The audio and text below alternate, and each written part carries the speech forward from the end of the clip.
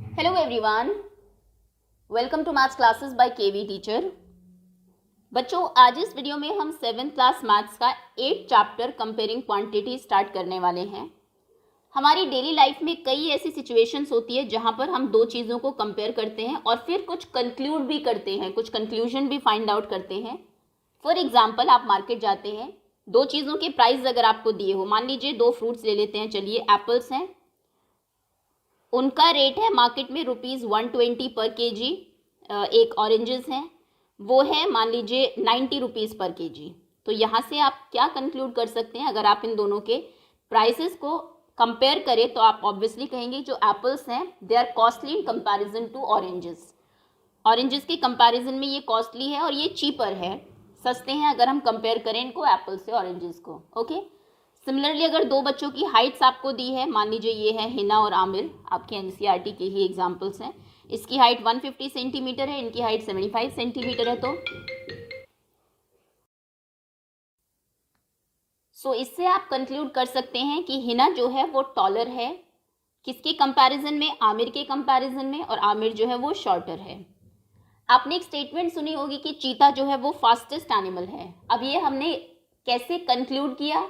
Obviously आपने सभी animals की स्पीड देखी, उनको कंपेयर किया, तो उसमें चीता की स्पीड सबसे ज़्यादा आई, तो हमने कहा कि चीता फास्टेस्ट एनिमल है। ओके, तो ऐसे ही कुछ क्वेश्चंस आपकी एक्सरसाइज 8.1 में हैं, जिनमें दो क्वांटिटीज़ आपको दी जाएगी, आपको उन्हें कंपेयर करना है रेशो को का जो कॉन्सेप्ट है उसको यूज़ करके।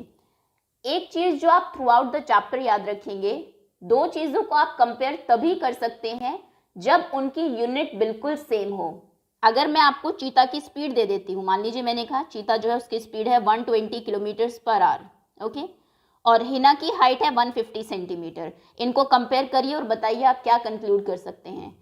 या तो आपको हिना की स्पीड दी जाए, आप चीता की स्पीड से उसको कंपेयर करेंगे, फिर कंक्लूड करेंगे ये फास्टर है, ये स्लोअर है, या फिर आपको चीता की हाइट दी जाए, तो हाइट को हाइट से कंपेयर कर सकते हैं, स्पीड को स्पीड से कर सकते हैं, आपकी अर्निंग को दूसरे पर्सन की अर्निंग से कर सकते हैं, एक्सपेंसेस को एक्सपेंसेस से कर सकते हैं।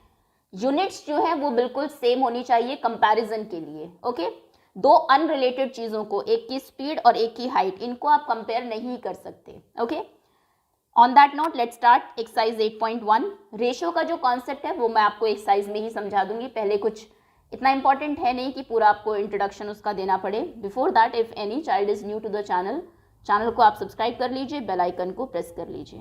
Okay, let's begin. Exercise 8.1, first question is find the ratio of. इनके रेशियोज आपको फाइंड करने हैं। रेशो होता है रिलेशन बिटवीन टू नंबर्स, दो नंबर्स के बीच का रिलेशन, जो कि शो करता है हाउ मच बिगर और smaller one quantity is than another, एक क्वांटिटी दूसरे से कितनी बड़ी या छोटी है। और रेशो फाइंड करना बहुत इजी है। फॉर एग्जांपल, मान लीजिए आपको जो हमने अभी स्पीड के बारे में पढ़ा, चीता की स्पीड दी हुई है 120 किलोमीटर्स पर आवर, और मान लीजिए लायन की स्पीड दी हुई है 80 किलोमीटर्स पर आवर। आपको कहा जाए रेशो फाइंड करिए स्पीड ऑफ चीता टू स्पीड ऑफ लायन, चीता की स्पीड का रेशो क्या है लायन की स्पीड के साथ, तो आप सिंपल लिखेंगे रेशो इक्वल्स टू, किसका रेशो पूछा है? चीता की स्पीड का। इसको फ्रैक्शन में लिखेंगे, चीता की स्पीड न्यूमरेटर में लिखेंगे, किसके साथ रेशो निकालना है? टू लायन की स्पीड, लायन की स्पीड डिनोमिनेटर में लिखेंगे। इसको शॉर्टेस्ट फॉर्म में करेंगे, 4 3 12, 4 2 8, 3:2, ये रेशो है दोनों की स्पीड का। ओके, लेकिन रेशो फाइंड करते टाइम आपको एक चीज हमेशा याद रखनी है कि जो क्वांटिटीज हैं वो बिल्कुल सेम हो। ऐसा फर्स्ट क्वेश्चन में नहीं है। अगर आप यहां पर देखेंगे, ये आपको दिया हुआ है ₹5 टू 50 पैसे, आपको 5 रुपए का रेशो निकालना है 50 पैसे के साथ। अब देखिए, या तो ये भी पैसे हो या ये भी रुपीज हो, आपको सबसे पहले तो दोनों जो क्वांटिटीज हैं उनकी यूनिट्स को सेम करना है, उसके बाद आप रेशो फाइंड करेंगे। Okay, let's start. Answer 1 A part, ₹5 to 50 पैसे। रुपीज़ को पैसे में कन्वर्ट करना इजी है। सबसे पहले तो आप रुपीज़ और पैसे में क्या रिलेशन है वो लिखेंगे। आप कहेंगे 1 रुपी इक्वल्स टू 100 पैसे, 1 रुपये में 100 पैसे होते हैं। सो यहाँ पर आपके 5 रुपीज़ हैं, 5 रुपीज़ को पैसे में कन्वर्ट करिए। सो 5 रुपीज़ इक्वल्स टू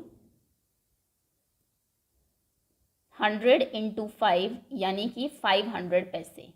अब आपको पैसे पता लग गए, ये है 500 पैसे और ये है 50 पैसे। अब इनका रेशो निकालना इजी है क्योंकि दोनों ही यूनिट्स दोनों की हमने सेम कर ली है। अब आप सिंपल लिखेंगे, सो रेशो इक्वल्स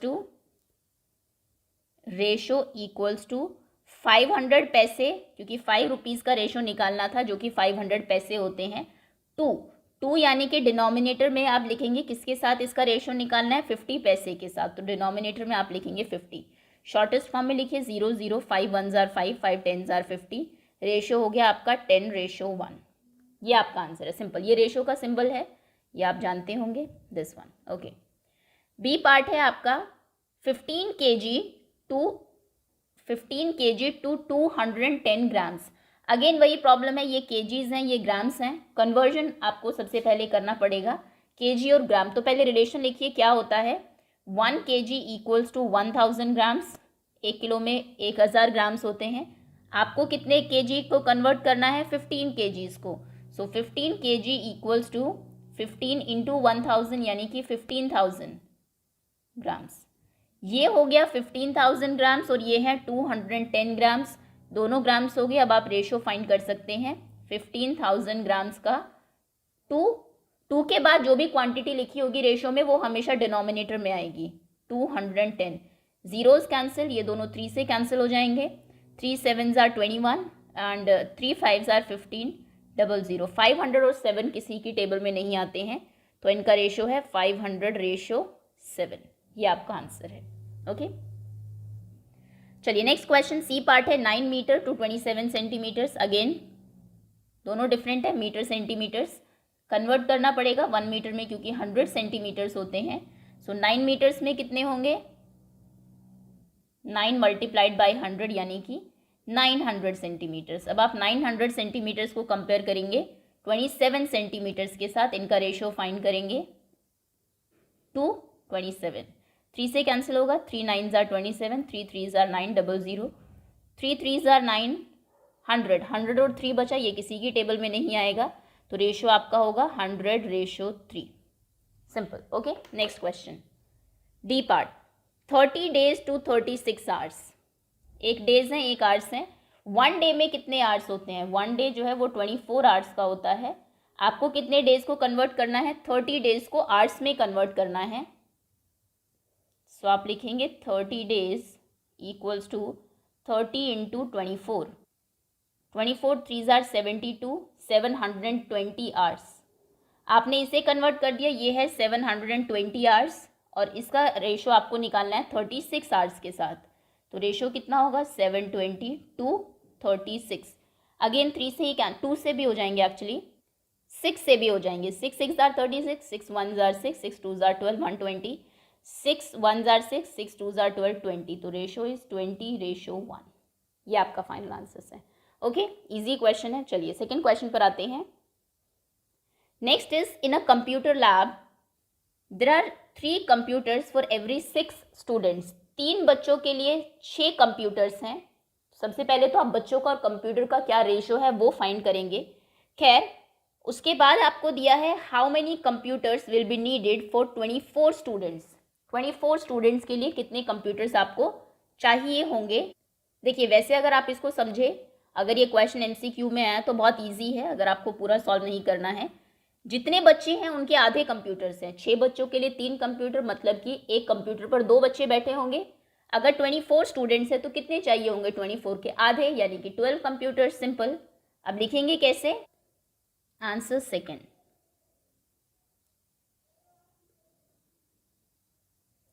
6 स्टूडेंट्स के लिए 3 कंप्यूटर्स हैं।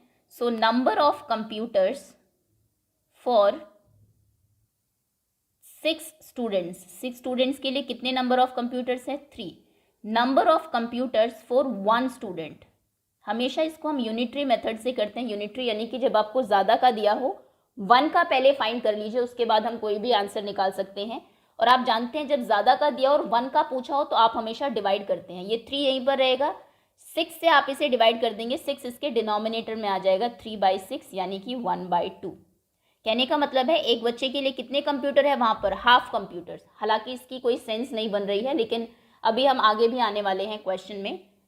क्योंकि एक कंप्यूटर को 2 बच्चे शेयर कर रहे हैं, तो आप मैथ्स के टर्म्स में ये कह सकते हैं कि हाफ कंप्यूटर एक बच्चे के शेयर में आ रहा है, जो वहाँ पर है कंप्यूटर लैब में जो सिचुएशन है उसके अकॉर्डिंग। अब आपको 1 स्टूडेंट का पता लग गया, हाफ कंप्यूटर है उसके पास। आपको 24 का निकालना है, number of computers for 24 students. अब जब भी आपको मैथ्स में 1 का दिया हो, 1 का पता हो, 1 के लिए इतने चाहिए और ज़्यादा का पूछा हो, तब आप हमेशा मल्टीप्लाई करते हैं। तो ये जो हाफ है इसको आप मल्टीप्लाई करेंगे इससे, 24 से। ज़्यादा का दिया हो, 1 का निकालना हो, तो इससे डिवाइड करते हैं। हमने यहाँ पर 6 से डिवाइड किया। 1 का आपको पता है और अब आपको ज़्यादा का निकालना है, तो इससे आप मल्टीप्लाई करते हैं। ये चीज़ हमेशा ध्यान रखिएगा।